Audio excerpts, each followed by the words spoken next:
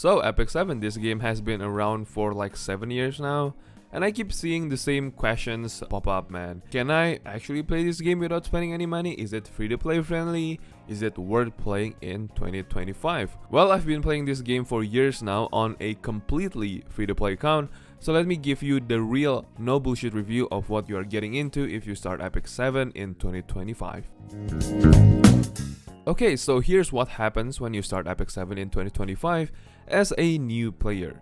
They basically throw free stuff at you like crazy, man. I'm not even talking about useless junk either. First up, you get this thing called selective summon. You literally get to reroll 30 times to pick your starting roster, the same as in 2018, so they haven't changed that, which is a good thing. And it means that you can guarantee yourself at least one solid 5-star unit and maybe a good 4-star to go with it. Then they give you free spirit aria for free. She is a farmer who can carry you through the entire story mode. They also give you a maxed out attack set just for her, no grinding, no RNG. Here, take it, build your Thieria to be overpowered and then, clear all the content they have to offer. And not to mention that free spirit Thieria is a light hero, so it is very limited. The first month, you are getting free summons daily, tons of skystones from clearing story content, and they literally have new player check-in event that gives you another 5-star hero selector ticket. Yep, not a random ticket guys, a selector where you pick exactly who you want. They have also added this thing called Path of Adventure. I think now they call it Orbis Guide, which is basically a roadmap that guides you through everything and rewards you for doing it. And by the time you finish it, you will have multiple 6-star units, decent gear, and enough resources to actually compete in mid-tier content. So starting out Epic 7 in 2025, I think it is super free to play friendly, but here's where things get more interesting. The gear grind. Getting characters is actually not the problem for free to play players, it is the gear, man. Oh my lord, I think this is probably the problem in all gacha games, right? See, you could have every character in the game, but without good gear, they're basically nothing.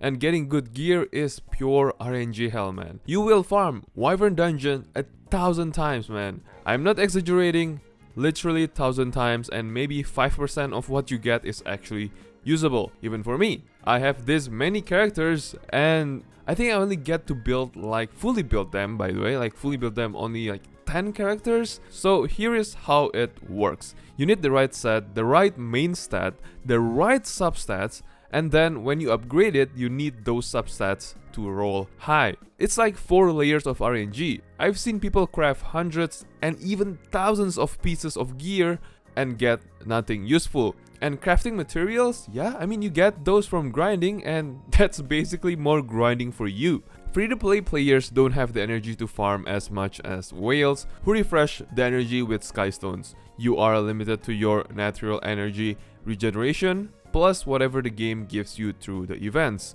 A whale might do 500 wyvern runs in a day, as a free-to-play player. Maybe you will do 50 or even max 100 times if you save up your energy and, save up your skystones throughout the events. The game has gotten better though, because they added quality of life, they added crafting events, they added many free rewards every month. But yeah, the substat modification, the crafting gear and everything like that is still horrible, and I wish they change it a bit on how you grind the gear and how to produce or craft the gear, but I'm not seeing any changes in any time soon. So it's kind of a bummer because I think this type of system for crafting gears and subsets, it's kind of old school, but it does work very well if they want to make money, because it will, block your progression and you need to pay them for more skystones, for more gear, for more sets, payable sets probably, right? So I think that's quite a shame, but it is what it is. Now let's talk about the gacha system in this game, because why not, right? This is a gacha game, we should talk about the gacha in this game. The rates are 1.25%, right, for 5-star, which isn't great, but isn't terrible either. But here's why it works for free-to-play. The pity system, obviously. Every banner has this 120 pull pity counter. Once you hit that, you are guaranteed the featured character on that banner. Some limited banners even have 90 pull pity now, which is even better. And they tell you upfront which banners have this. So like no surprises, no hidden mechanics. There's this icon, how many pulls until you get that character. They are also pretty generous with free summons, anniversary events, holiday events, and even random celebration events. They'll do like free 10 summons daily for a week, stuff like that. So I think that is pretty good. And over a year of playing this game, you are probably getting a couple hundred free summons from just events. So that is pretty good. And that is why this game is said by many players to be free-to-play friendly. But artifacts are where they get you though. It's not a weapon system, but almost the same as a weapon banner. So some characters really need their specific artifact to work properly. Like for example, Seaside Bellona, right? Without her artifact, she is good. But with it, man, she is broken.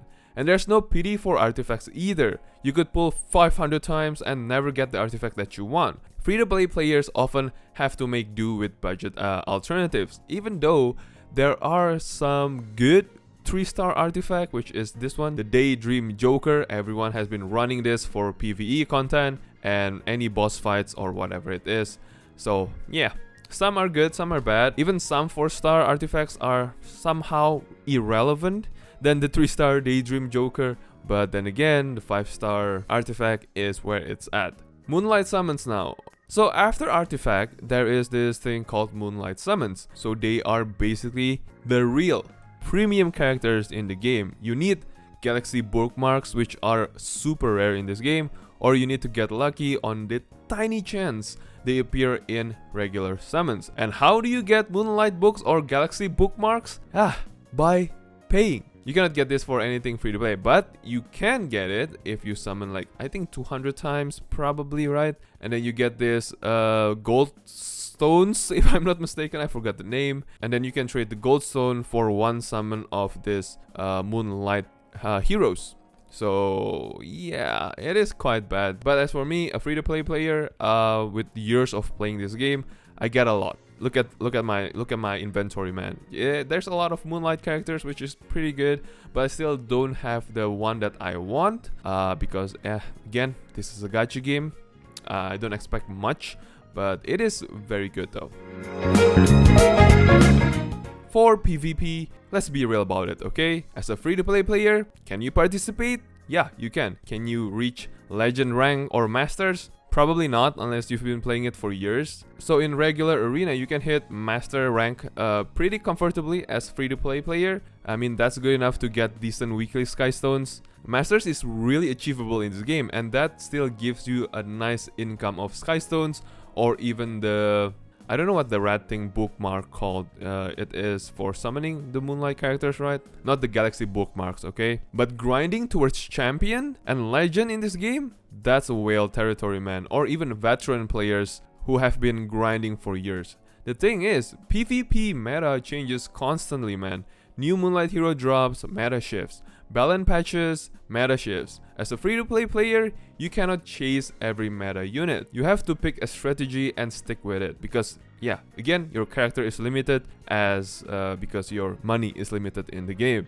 Maybe you go all in on a bruiser team, or you build a cleave team and accept that some defenses will counter you. And in this game there is RTA, which is real-time arena. It is even tougher. You need a deep roster to handle the pick and ban phase. Free-to-play players often get boxed out, man, because they don't have enough build units to adapt to what opponents throw at them. And yeah, RTA only for like 2-3 times, and that's probably it because I'm not a whale. That's basically it. But in this game, you don't need PvP to enjoy the game. The rewards are nice, but not mandatory. Plenty of players completely ignore PvP, just like me, and just focus on PvE content. You miss out on some sky stones and conquest points, but it's not game breaking. Even though you can buy equipment from your PvP conquest points, but it is not mandatory and it is often quite bad. It's just to help you to get the right build, get the right set. That's probably it. Now, the PvE content in this game, and this is where free-to-play players can actually shine. All PvE content is clearable with free units and enough grinding. Hence, you can build a Wyvern Hell team or any other team with mostly free units like Alexa, Furious, Angelica or Angelic Montmorency or Sigrid, Breek, and any ice damage dealer that you get for free. Abyss, it is quite hard, but it is more about strategy than having specific units. People have cleared higher floors with 3-star units just to prove that it is possible. It does take more tries and better gear, but it is doable. And there are expeditions, Automaton Tower, Adventure, Hall of Trials. All of these is accessible to free-to-play players. You might clear it slower than whales, you might need better strategy, and you also need to grind a bit more, but nothing is locked behind a paywall, so I think that is pretty good. Even Hell Raid, man, which is supposedly to be the end game content, it is clearable with smart team building and decent gear.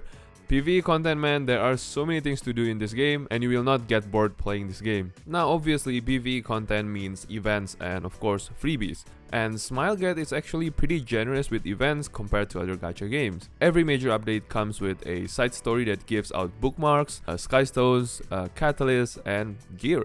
And the free gear they give during events is often really good, like an actual usable pieces with good substats. But of course the gear is just temporary because there will be a better gear if you grind in the Wyvern dungeon or Cadis dungeon or whatever it is, right? But it is really nice that they give you usable gear that can, you know, power up your unit. And collaboration events are huge for this game, and the reason one there is going to be frieren collaboration, which is crazy, man. And I can guarantee that the collab unit of this game is gonna be insane, gonna be broken. So maybe some of you guys, if you guys don't play this game, you will be like, oh my god, I'm missing out on anything, blah blah blah. But actually not really, because again, the units that you can get in this game is pretty usable, and you can get many free units. That's pretty much it, right? And not to mention, every unit in this game is very viable. What I love about this game too is that the units, they're not only investing on making 5-star units, right? They are also investing on making 4-star units, which is crazy. Tell me one gacha game,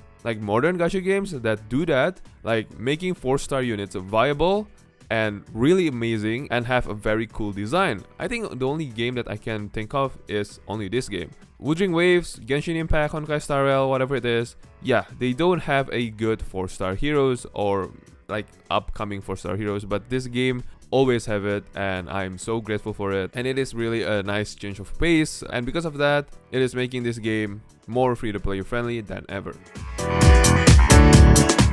But if you're playing this game free to play, of course, you gotta make some time for this one. You gotta be patient in this game. I think it took me around 2 years to get where I am today.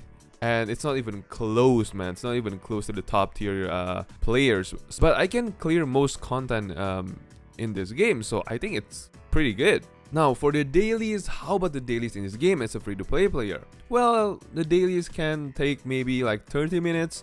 You know, there's guild wars if you have guild, arena flags, expeditions, and add another 30 minutes to basically grind your wyverns, right? But fortunately they have auto repeats, so well, that's it for dailies. But if you want to grind, like really grind, man, it can take up to like maybe 2 hours. Like you just auto turn on your phone, or you know, if you have PC, use the PC client and just turn it on, let it run in the background. Also, event shops needs to be cleared out for maximum value.